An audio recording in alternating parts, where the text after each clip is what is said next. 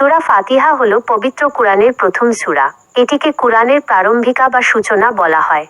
এখানে এর বাংলা উচ্চারণ ও অর্থ দেওয়া হলো। আয়াত আরবি, বাংলা উচ্চারণ, বাংলা অর্থ। ১.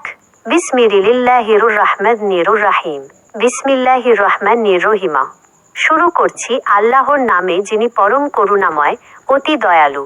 ২. আলহামদুলিল্লাহি রাব্বিল আলামিন। আলহামদুলিল্লাহি রাব্বিল আলামিন। যাবতীয় প্রশংসা আল্লাহ তাআলার, যিনি সকল সৃষ্টি জগতের পালনকর্তা। ৩. রহমানির রহিম।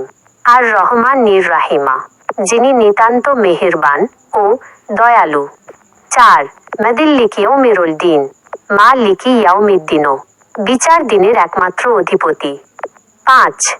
ইয়াকা নাবুদু ওয়া ইয়াকা নাস্তাইন। ইয়াকা নাবুদু ওয়া ইয়াকা নাস্তাইন, আমরা একমাত্র তোমারই ইবাদত করি এবং শুধুমাত্র তোমারই সাহায্য প্রার্থনা করি। ৬. ইহদিনাস সিরাতাল মুস্তাকিম। ইহদিনাস সিরাতাল মুস্তাকিম, আমাদের সরল পথ দেখাও। ৭. সিরাতাল্লাযীনা আনআমতা আলাইহিম গায়রিল মাগদুবি আলাইহিম ওয়ালাদ দাল্লিন। সিরাতাল্লাযীনা আনআমতা আলাইহিম গায়রিল মাগদুবি আলাইহিম ওয়ালাদ দাল্লিন, সে সমস্ত লোকের পথ যাদেরকে তুমি নিয়ামত দান করেছ, তাদের পথ নয় যাদের প্রতি তোমার গজব নাজিল হয়েছে এবং যারা পথভ্রষ্ট হয়েছে। সূরা ফাতিহা সম্পর্কে কিছু তথ্য। মোট আয়াত সংখ্যা ৭টি।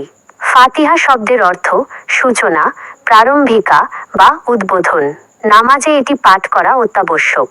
এটিকে আল্লাহর সঙ্গে বান্দার সরাসরি যোগাযোগ হিসেবেও দেখা হয়। আপনার যদি অন্য কোনো সূরা, আয়াত বা ইসলামিক বিষয় সম্পর্কে জানার থাকে তাহলে জিজ্ঞাসা করতে পারেন।